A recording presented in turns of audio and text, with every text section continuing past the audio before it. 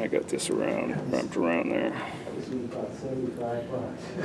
Once again, I'm going to try to keep everything to a minimum, so I'm actually going to start the thread right here in the middle or towards the back because I'm going to tie in the tail first. And this, grab our scissors When here. you say everything to a minimum, I'm assuming that's because of weight, right? Because you want It absorbs water. Once it absorbs water, it starts to sink. Thread will absorb water. The fibers of the feathers, not so much. The dubbing body will. So everything like that, I keep as small and as minimum as you can on dry flies. Helps them float.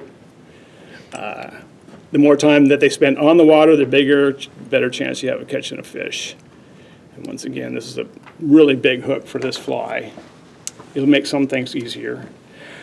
He talked briefly about saddles.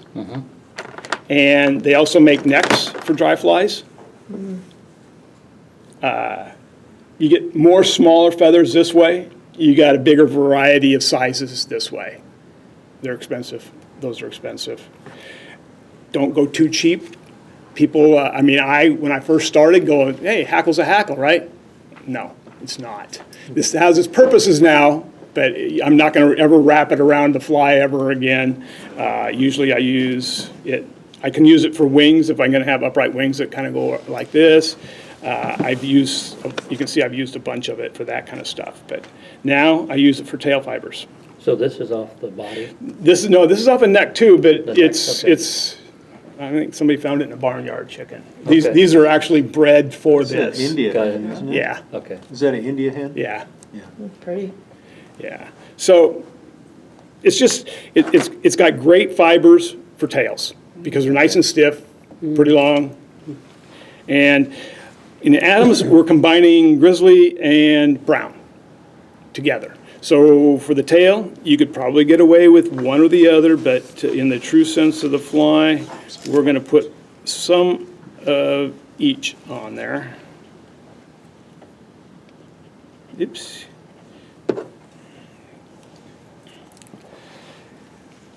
Yeah, a fish will eat it if it just has brown or if it just has grizzly, just as well, I think, but. Okay.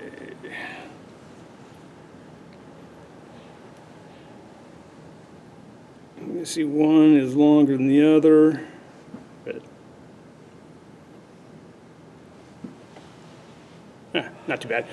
Tail, pretty much the length of the body, that's a mayfly tail length. So if you're really almost any mayfly, you can just tie it. And once again, we're just going to put it right on top, pinch everything together. A little pinch thing there, and then we're going to go around again. Then we're going to check for, oops, that one does not want to be there, does it? So we'll take it out. That might be a few more fibers. Mayfly has, what, 2, 3, 4 tails? That's a lot. But we're just going to leave it there. Fish can't count. Fish can't count. It's, okay. So now we got our tail in, right on top. That's what we like, and we can bring our thread forward a little bit. You notice I don't cut this off right here at the tail. I don't want that little bump there. So I'm going to bring it forward a little bit more towards the wing's going to be, and then I'm going to kind of lift it up and cut it off at an angle. So I held that stuff at you can see how it's a 45-degree angle here. I held it here at a 45-degree angle and cut straight across. It helps create a little bit of a taper there. No big bump on the body. Okay, just the little things. Does it matter? Up here, for me, it does. So then we bring the thread all the way back to the front and get a little bit of a thread base here. Then I'm going to look here. I want my wing about 2/3 of the way from the tail, 1/3 of the way from here. So right about, divide your hook shank here into thirds, and I can look at it sideways here and see I'm about right there, okay? And that's where I want to tie my wing in. And I use poly yarn for a wing. I've used calf tail before, which is a big pain in the butt. And I've used Arctic fox before. There's all kinds of materials that you can use for it. This is by far the easiest stuff to use and the cheapest. It's called what again? It's just poly yarn. Poly yarn, okay. It's a synthetic if you had Antron yarn, it'd probably work just the same. I mean, it's any kind of synthetic fiber yarn that's like this. I think that this is a lot for a wing, so I typically take the, especially that with the smaller flies. I'm going to divide it in half here. Because we're going to, now, there's a couple different ways that you can tie this on, depending on what book you're looking at. I've seen people do it like this and just, tie it on, lift it up, and then they chop this off.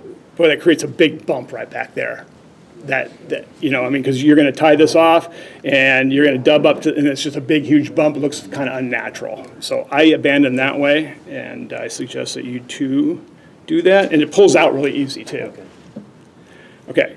Another way you can do this is you can bring it up underneath, like so, and then just start kind of going around it, like this, and tying it onto the hook. Good thing that it won't pull out. Never will pull out. You can't pull through that. So you can do that also, and you can easily line it up to where it needs to be. I don't do that either usually. Too easy. You can? Too easy, huh? Well, no. The way I do it is pretty easy too. And I'm just going to lay it on the top because I'm a big fan of this pinch method thing. And I just put it right there. I put one on there, another on there. Kind of cinch it down a little bit. All right, it's on there. It's right where I want it to be, about a third of the way back. Okay? Now, I'm just going to talk about the way I do it. How you get this thing on here is if you figure out a better way, good. Because then I usually just take a wrap in the front, a wrap in the back, and then, so I'm behind it now, but I've got that thing on there pretty good. Make this thing up here. Now I need to make a post out of this. I got to have a post to wrap my hackle around because the hackle goes around this. Okay? This is probably the hardest thing to do for most people, but if you just, and all I do is I kind of take a loose wrap here, and I hold on to the wing, and then I cinch it down. And until you actually get it going here, once you get it going, it's not too tough. I've got a bunch of them around the bottom, don't I? I know some people, now watch, everybody's watching, and I was doing this fine this morning. No pressure. Some people turn this thing on its side, so it looks like a hook, and I'll show you that.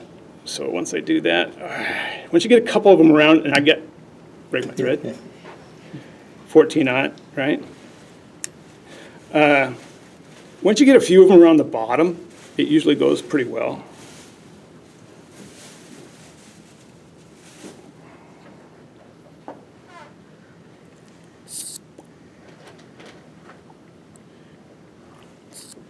If you got your own bobbins, you can put your mouth on them. If it's somebody else's, I don't think I'd have done that way. Yeah, you don't know where the hands have been. All right, so we start again. The hardest part here is just getting these first few on the bottom. And every time I go around, I pull a little bit on this to cinch it up while I'm holding on to the wing. Then I let go to go around, and we cinch it up here. See. So every time I'm going around, I'm pulling a little bit extra. It goes around really loose. Oops, then you miss one. And see, this is where Mike McCoy would have been able to help you. It had a little bit of a spin, so it was looping around backwards. So every time I put this around here, the loop was going this way, and I didn't like that. So if you spin your bobbin a little bit, the loop will fall the other way. So now I hope it'll go back to the bottom.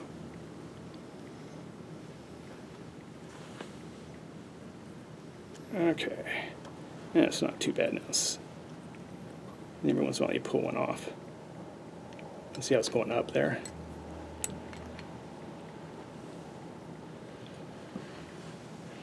Nice little tip. So you only go as high as where you want your hackle to go. And once I get it on there, I'll pull my fingers away. But every time I go around, you see I'm grabbing on this and pulling on this to pull it tight around there. That way each wind pretty much gets a little bit of tension on it. And you can see sooner or later, So I went up as high as I wanted to go, and I just came back down, and I'm just kind of hanging out here, okay?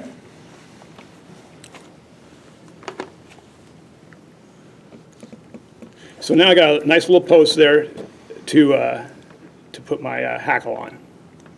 Now I'm going to use these smaller ones since I got them here. They're a little bit small probably for this hook. They are better for the 14 that I had in there before.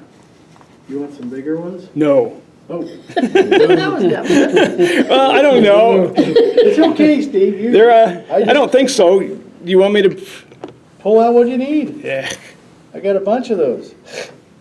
So I know. I really don't That's all right. care. I'm going to use this. It's going to be a little bit small. The way you size this here is you can put this up against here. You want to be out to right in here. If you're using one of these cute little tools here, go one size big. So to use these, you can actually, if you get a jumbo of hooks, you can put your hook on there and find out what size it is. It's a cute little tool too. Is this your And coffee cup? and then if you want to know what size hackle to use without going like this around, you can go like this, and it will tell you what size hackle to use. Oh, Parachutes are typically one size bigger. So if I got a size 14 hook, I can use a size 12 hackle.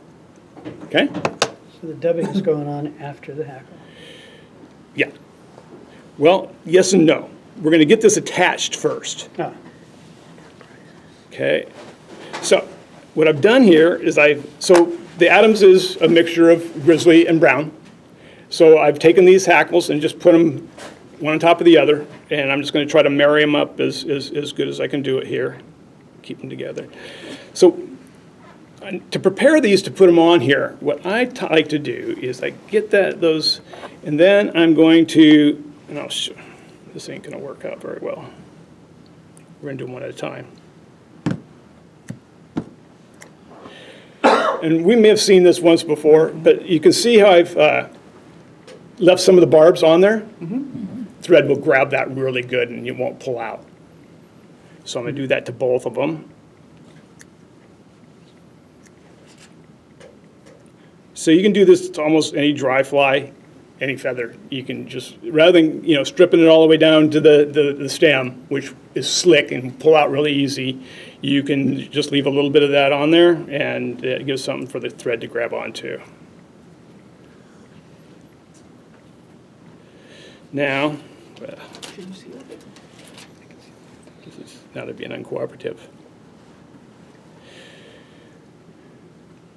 Last Which way do you turn the feather? yeah, well, I'm getting there. Okay. I'm going to say you turn it any way which you can get it on there and keep it going right. but theoretically, theoretically, like we talked about last week, with the dry fly, we want to resist where the water surface is, so you got the water tension that will hold things up. And wet flies, you want the water to kind of flow against the feather. So realistically, on these, you want the cupped part, so the inside of the feather to go down because your water's going to be down here, and you want it to go like this. Okay. Now, when you see what I'm going to do here, you're going to say, well, just whatever you can get it on there is okay. So what I'm going to do is I'm going to just capture the front, right in front of the feather here. Then I'm going to take one around the back, and is it going to stay on? Nope, I missed one. No big deal. Talk to it. come on, baby. Scream at it. Whatever it takes. We'll go back here to the front and just put one around that front, one around the back. So now I've pretty much got it. I'm gonna attach these going up the post. So when I start wrapping them around, I wrap down to the fly one time. Say that again? Okay. I attach them down here. Right. When you see, I'm gonna go like this. Now I'm gonna go around this thing again. Tie it up taller, so it comes down. Got it. So I'm going to tie these against the post. I'm doing a couple different things here. I'm Got it. reinforcing that post with those stems of that fly. So it starts at the top. And I'm going to start at the top. I'm going to come down with one. Now, I know some people go up and back down, and maybe with one feather you can do that. But see, I've got those starting right here at the top of the, where my post is here, or where I've wrapped, okay? And now, I'm going to cut that piece off right there because I don't like that very well at all. Okay. And when I said sorta, kinda, now we're gonna dub the fly. Okay? And with a lot of dry flies that you're gonna dub, the best stuff to use is super fine stuff. It's really, really fine. You can get it in the little containers, which gives you enough for 100 years. And, or like I do one time buy a container here with all kinds of little holes in it. Adams's are typically gray bodies. So we're gonna use some gray here, and you're gonna get like 3 fibers and some air. Oh, my God. I bought from, what's that, it's a tool place, you buy tools and. Harbor Freight. Harbor Freight, I bought two 24. You can drill holes in them. Drill holes in the bottom? Yep. Works awesome. Yep. So I usually start right, I just give it a couple reps head and back, but my dubbing needs to start right back here. So that's why I don't have to push the dubbing right up to the front up here. So I'm going to kind of guesstimate how much thread I need there to make the wraps to get back to my tail. So I start with the smallest amount right back on my tail. I'm going to get a little bit of taper to the body. So, and what I'm going to try to do here is get enough dubbing on there to do the whole fly.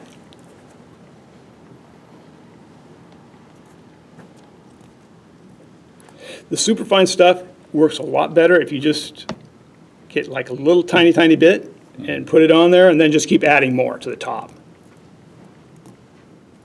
Okay? And so we're going to just see how well I did here to get, so I got a little bit there. I'm going to take one good wrap right around. Yeah, I can see the black through there. I don't want like that. Okay. So we're just going to start dubbing this up. And with the long feathers like this, you just got to play with them a little bit. That's starting to get loosened up a little bit. And Sean's going to show us some tricks next week how to dub. So you have to put up with. Dubmeister. You're going to have to put up with my. See, I'm getting a little tiny bit of taper. Mayflies have a little bit of a taper. It's easier to take or to put this superfine dubbing on than it is to take it off your thread. All right, so I'm pretty much right up there. I'm just going to keep going. I'm going to dub the whole body. No, it's not far enough up.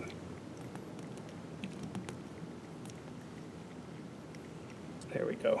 It's better. A little tiny bit more.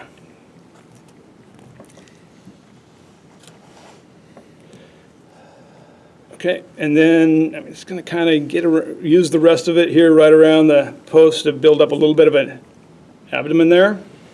Then I'm going to bring my thread around, and I'm typically going around the fly this way. I'm going to bring my last wrap around the post. Okay? Now we need to wrap our hackles.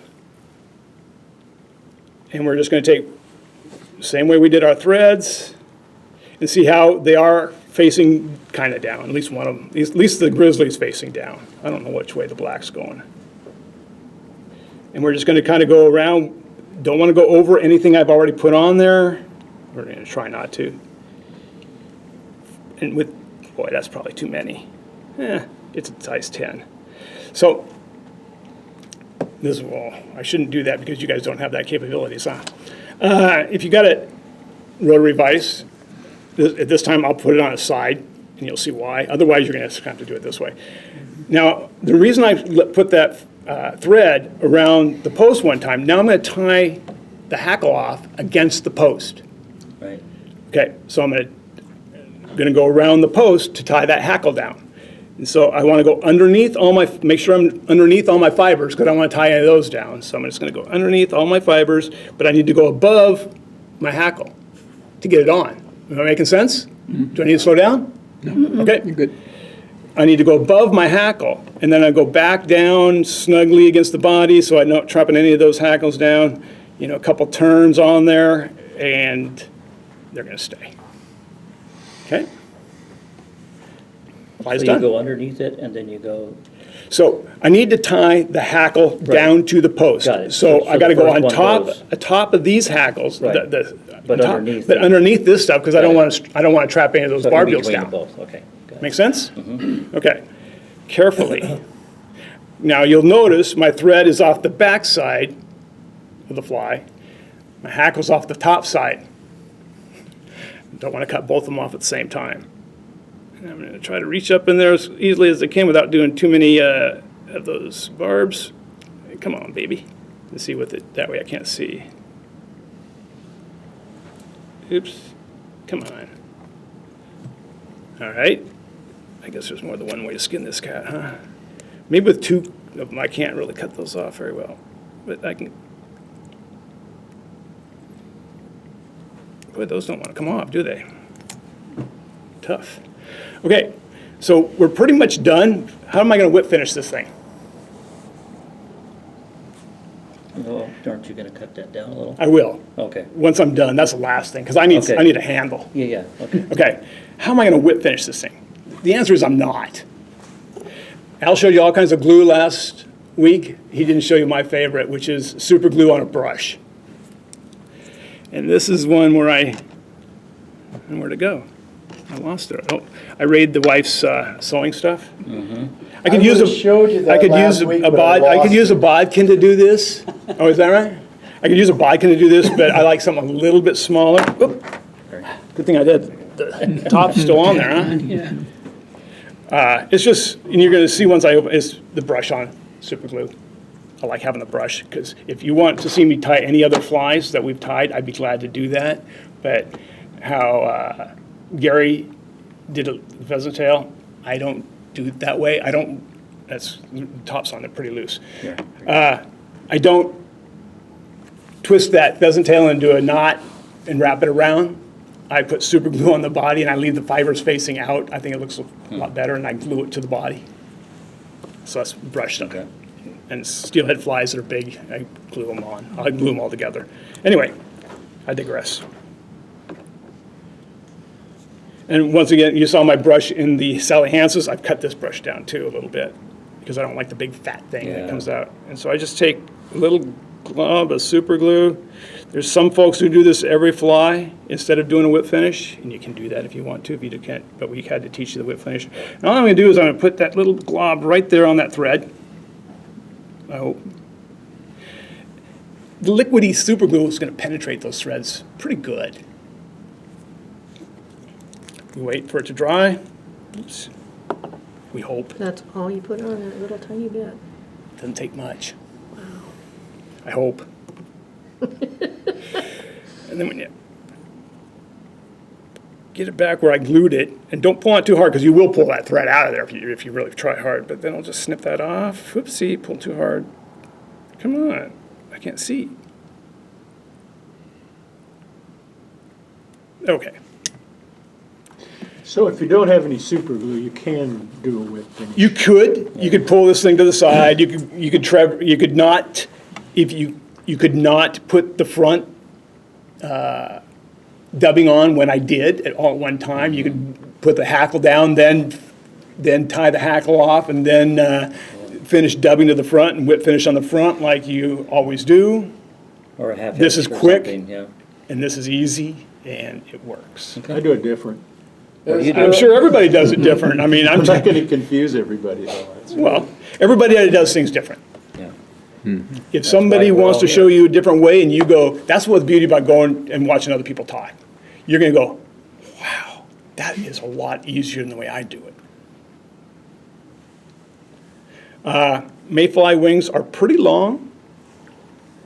You can make them really this short if you really wanted to. Me, I'm just going to kind of eyeball it. I don't know. I've never really measured them to see how tall. It's just cut them long. You can cut them again if you want. You can't glue any more back on. Kind of back to the bend of the hook. I'm sorry? It looks like it would be back to the. Pretty much. bend. Yeah. Maybe, if you wanted to measure it. Quite frankly, I don't think it's really mattered when I've been fishing these. You know, I fished some with short. You don't want them too, you don't want them god-awful long. Unless you're fishing a long ways away from you. Yeah. You're right. This is a very good sight indicator. Yeah. So, Yeah. and so on this one, it's not too bad. This hackle could be a little bit longer, You can see it pretty well in the water, for sure. Yeah. but it's I know definitely, guys who use orange Yeah. and pink Yeah, for their wing post, Yep. Because white is predominant in ripples and rapids. Oh, So it has a tendency to disappear, so they use that if they're in faster water and letting it float on top. So there's- And